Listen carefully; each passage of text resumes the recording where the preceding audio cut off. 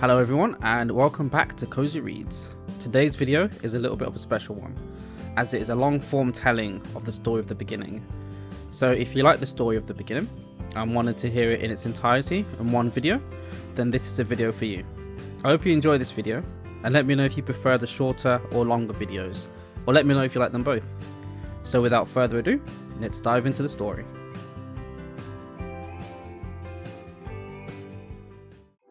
In the beginning, when the universe was still infantile, there were beings known as the First Ones. No one knows where the First Ones originated, not even them. All they knew was to wander. They travelled across the universe.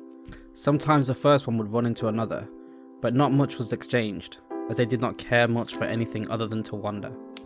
These beings had no drive, no ambition, no dreams or goals. They just travelled, and things remained like this for a long time. But that was until the shift. The shift came about when the oldest of the First Ones, a being whose name could be classified as Malakoth, changed.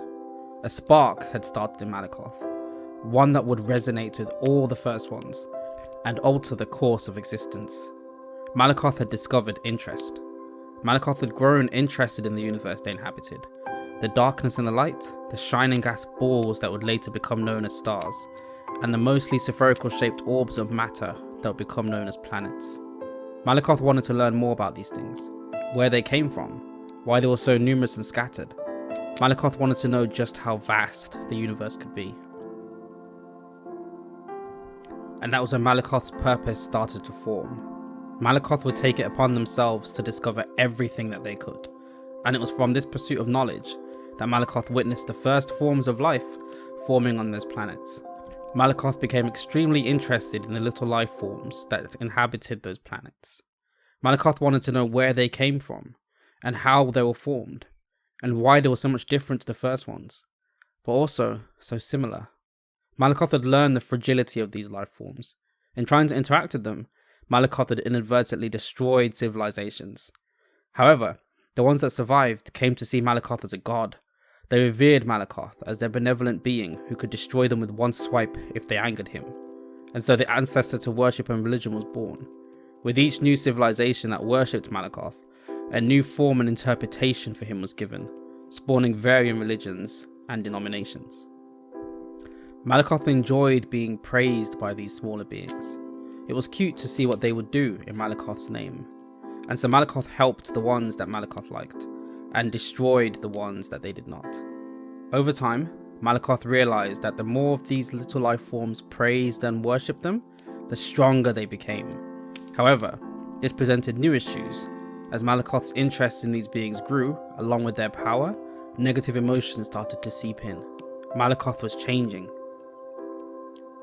Malakoth now lusted for the power he was receiving. He came to covet it, becoming greedy at the thought of the other First Ones finding out. And with this greed, Malakoth became envious at the thought of his fellow First Ones discovering what he knew.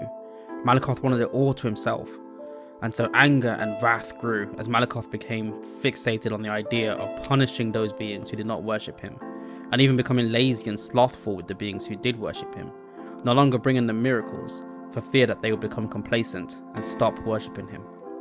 Malakoth had become gluttonous on the power he was receiving, and so interest, kindness and curiosity were replaced with pride and malevolence.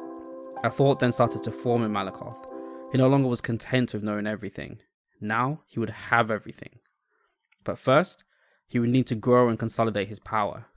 And so Malakoth set out subjugating as many planets and civilizations as he could under his rule. This course of action would ultimately lead to true conflict between the First Ones. A conflict that would bring about a whole new change to existence as they knew it, sowing the seeds for truly great evil.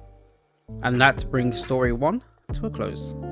I hope you all enjoyed story 1, and feel free to take a break, grab a drink or snack, and when you're ready, hit play and relax as we venture into story 2 and 3.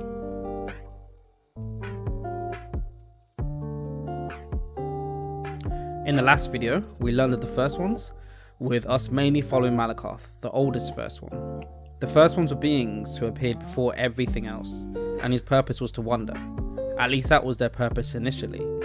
Following Malakoth's discovery of planetary life, his initial curiosity and benevolence was corrupted into malice, paranoia, and an overwhelming desire to control everything.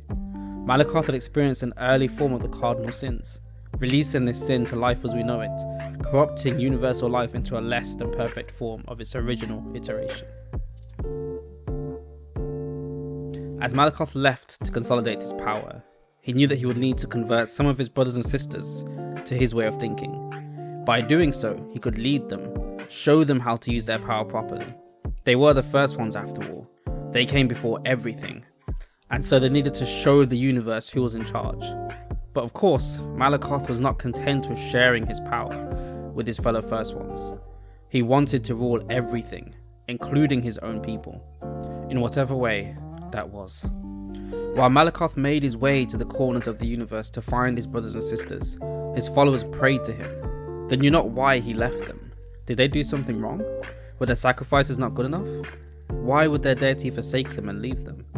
His followers prayed and prayed, but they heard no answer. As time went on, new generations of people came into existence. For the first ones, time was not a relative concept for them, as it did not affect them in the way it affected mortals. The first ones knew of time, but other than that, they paid it no mind. The mortals, however, for them time was one of the key factors of their existence.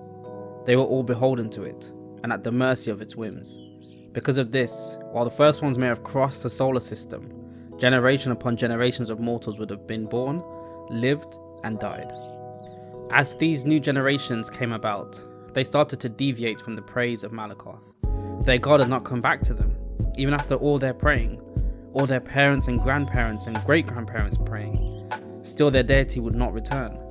They grew tired of waiting for their deity to come and bless them with bountiful harvests and clean water, and so the young generation took it upon themselves to save their way of life. They created technologies that would allow them to do the work of 10 men with only one, and in doing so they raised the quality of living of all their people, valuing technology over worship of a flaky deity. Certain sects of young ones even started to turn on Malakoth, cursing his name and showing how they no longer needed him. But Malakoth was still nowhere to be found. He was still amassing his first one followers. He had already convinced some to follow him, and now he had a good amount of first ones at his beck and call. This was the power he sought, to be able to stand atop his fellow first ones as not an equal, but as better than. Now while Malakoth was amassing his army, he could hear the prayers of his people, but he did not help them. He wanted to show them how dependent they were on him, that without him, they could not live. He had seen the new rebellion, technology, they were calling it. Bah, give them enough time, and they'll burn themselves to the ground thanks to this technology. He would give his people a chance to prove their loyalty to him, by no longer calling him a false idol, and by denouncing this technology. Until then, he would keep amassing his army.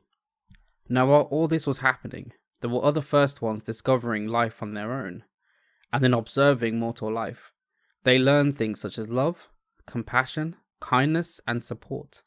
They learned what it meant to love someone wholeheartedly and unconditionally, and so some of the first ones wanted to explore these emotions and feelings, taking us to the first couple in the first ones, creating the earliest form of marriage and union. These two first ones started to learn of what Malakoth was doing, and as they worried for their love and for the safety and freedom of their fellow first ones, they knew they had to do something to make a stand against Malakoth. And with that, we have finished part 2 of this epic tale. So I hope you've all enjoyed part 2 so far, and get ready as we move to part 3.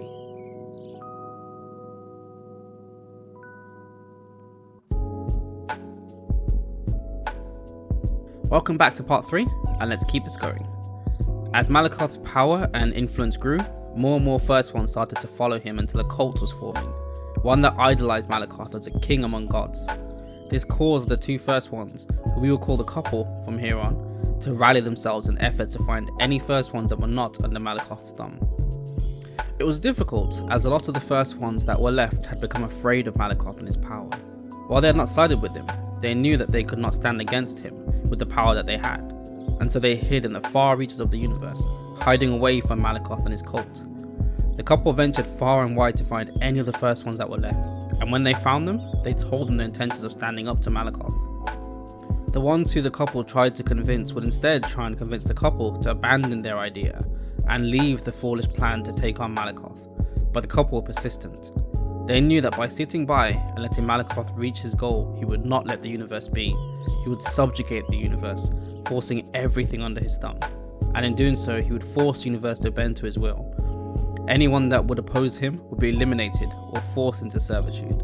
He would be an enemy to love and freedom, and they could not allow this. Because of that, they made it their mission to be persistent and hardworking.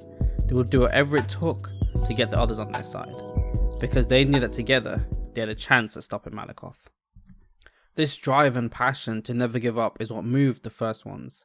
They realized that the couple had so much tenacity because they had each other. By being able to lean on each other and rely on each other, it gave them the motivation to fight. This is what moved the first ones.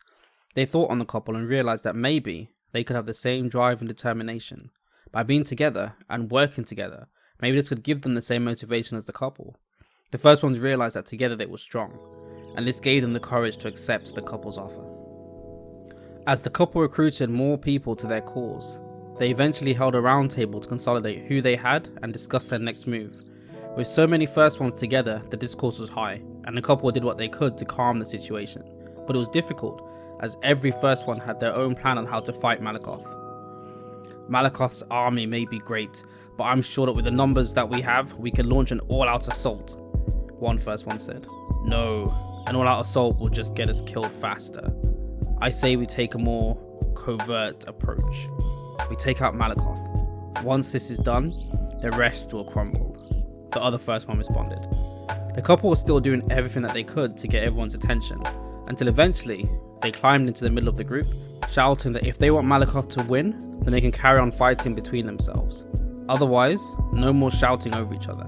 They were going to treat this like a democracy, one where they could show respect to each other and come to a conclusion on how to take out Malakoth. The others agreed and apologized, and with that, the group finally got down to business. Ideas were spread amongst the table, action plans were drafted, and the first one started to come to a conclusion, one that could potentially bring down Malakoth. This just might work, said the first one, which the others wholeheartedly agreed. Sir, it appears that a group of first ones are banding together. For what reason I am not too sure, but my gut feeling's telling me that something is coming, something that we cannot ignore. A first one told Malakoth. That is interesting, but whatever they are planning will not work. If they come here to end our crusade, then we will crush them underfoot. My army outweighs theirs. They will not be able to stand against my might. Malakoth responded with a wicked grin appearing on his face. As both groups rallied their power, the universe shook with the potential war that was looming. The universe knew that even if it survived, it would forever be changed. So I hope that you've enjoyed part 3 as well, and that wraps it up. So let's take a little break and then come back.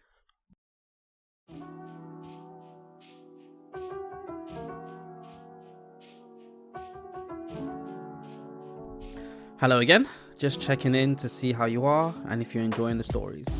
It's always nice to take a break when delving into a story. It can allow you to recenter and think on the journey so far. I like to add these little breaks in to give you a nice place to stop for a moment and move around if you need to, stretch if you need to, and to get yourself ready for the end of the story. And with that, once you're ready, we'll journey into the rest of the story and witness the end to the tale of the beginning.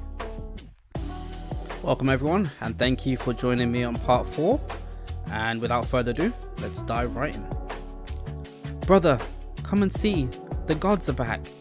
As a little girl ran outside calling to her brother to come and witness what she was seeing, 2 godly figures swayed past their planet. Their looming sight was enough to make any non-believer question their whole existence. The existential fear that one feels when facing a being that transcends our planet, no, multiple planets, is unmatched. All you can do is stare in awe and bewilderment, struggling to fathom what you are witnessing. While the technology of the new age can create some very frightening concepts, these gods that stood before the people of this planet were a whole different level of frightening. The fear of the unknown was born, and these people did not know what caused these beings to appear, or whether their planet would be safe from the beings' wrath. All the people could do was pray. Pray they were spared.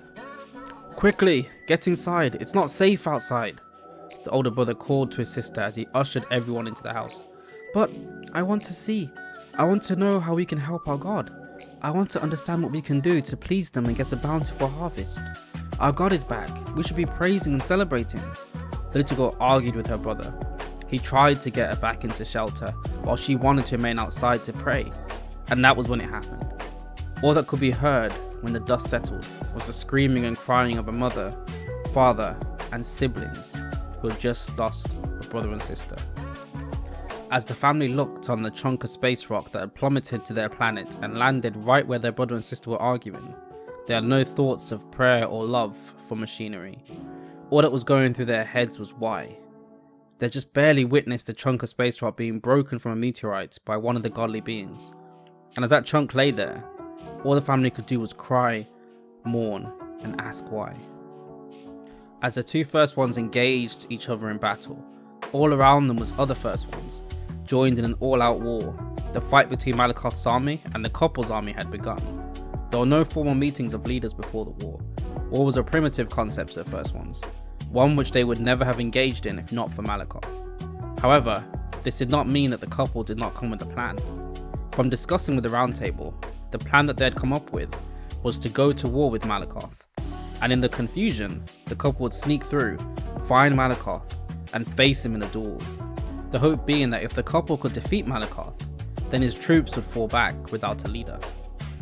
And so the couple's army engaged Malakoth's, and the couple initiated their plan. They snuck through the battlefield, taking down Malakoth's troops along the way, until they sighted Malakoth, who was on the battlefield taking down droves of enemies, and so the couple made their way to him. They tried a surprise attack, but Malakoth was able to effortlessly block the attack. This caused the couple to engage him in a most decisive fight. As both groups sized each other up, Malakoth remarked on how weak the couple was when put alone.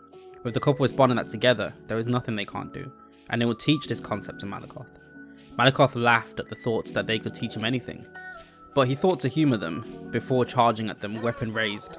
The couple was able to dodge the attack before getting off their own attacks. Their attacks seemed to not harm Malakoth too much, and so he quickly charged in again, this time landing a blow on the couple. The couple thought on how relentless Malakoth was, and they knew that this would be a long, drawn-out fight. After what seemed like a millennia, with the people on the planets waiting on bated breath and universe shaking from the clash, both groups seemed worse for wear. The couple were barely hanging on, and even Malakoth seemed to be on his last legs. They both knew that this last attack would decide it, and neither wanted to give up. However, the couple played it clever. The husband rushed at Malakoth. He knew that alone he could not stop Malakoth, but he could distract him, and this was what the wife needed. The wife used the distraction to conjure up a black hole, one that could suck up everything and spit them out in a prison universe away from any civilization. The wife used this on the battlefield, with the husband giving the signal. On his signal, all allied forces immediately escaped from the battlefield, with Malakoth's troops doing the same once they realised what was happening. However, for them, it was too late. The wife had attuned her black hole to that of Malakoth's forces, sending him and his army plummeting into the prison universe, locked away, hopefully, forever. And that ends part 4 of the Tale of the Beginning. I hope you've all been enjoying this video so far, and we're going to be moving on to part 5.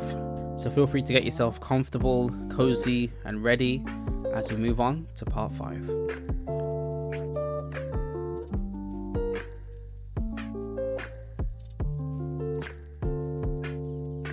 Welcome everyone to the end of the Tale of the Beginning, so let's dive right in. Darling, please, can you hear me? I need you, please don't go, the husband said to his wife as she lay on the floor. After creating the portal, the wife had been knocked out from the pressure and energy needed to conjure up the portal. She was laying there stuck in her head, unsure of what was going on, and if she was even still alive. She could hear her husband, but she could not react to him. She could not speak to him. She was afraid. Please, is there anyone there who can help? First one, brothers and sisters, please one of you do something to save her. The husband called to the first ones surrounding them. Some of the first ones looked around at the others to see if anyone could step up, while the other first ones looked down to the floor, feeling useless that they could do nothing to help the wife. That was until the first one chimed in and stepped forward. I might be able to help, said an older first one. They were not as old as Malakoth, but they were older than most first ones. They had predicted the fall of Malakoth, and had been one of the earliest first ones to support the couple. The first one walked over to the couple while explaining how they could help the wife. While studying the young civilizations. I found myself learning from them as well. I was able to teach and provide for them as much as they could for me. And in taking the time to listen to them, I was able to learn remedies that they use to cure their people of illness, pestilence, and fatigue.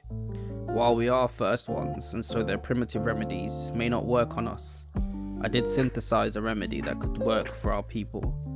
I have trialed a small amount on myself, and while it may not cure illness, it does provide a reviving effect, rejuvenating our energy. I will give some to the wife. Hopefully, it may revive her. As the first one said this, they knelt and poured an odd liquid into the wife's mouth. The husband stood by to let the first one do what she needed. If it could save his wife, then he would do whatever was necessary. Once all the liquid was poured in, the first one then put their hands on the wife's chest and recited what seemed to be a small prayer. This got the other first ones interested. Who or what would she be praying to? The wife could feel the liquid pouring into her body. It felt cold but warm at the same time, almost like a perfectly cozy hug, one that made you feel truly safe and loved, one that you could fall asleep in and have no worries of any external danger. It slowly started to rejuvenate her, causing all of her energy to rush to the point of where the liquid was. As her energy gathered towards it, the liquid then took that energy and rushed around her body, rejuvenating every part of her as it went past, until eventually it covered her body and reconvened at her heart, where she could hear a voice, one telling her to get up, asking, almost pleading for her to get up. It was him, her husband. His voice was breaking through. Whatever that liquid was, it was reviving her. Her senses were coming back. She reached out to the voice, and in that moment, she was awake, her and her husband embracing in each other's arms. I thought I lost you, the husband said as he cried into his wife's shoulder.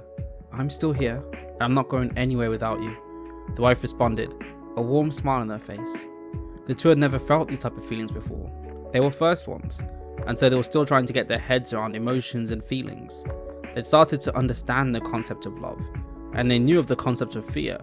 They had even felt it multiple times, especially during this war with Malakoth. It showed them what fear truly is. But one thing they had never felt before was the fear of losing someone. Soon after the couple were reunited and the War of the First Ones was over, a party was thrown to celebrate the victory.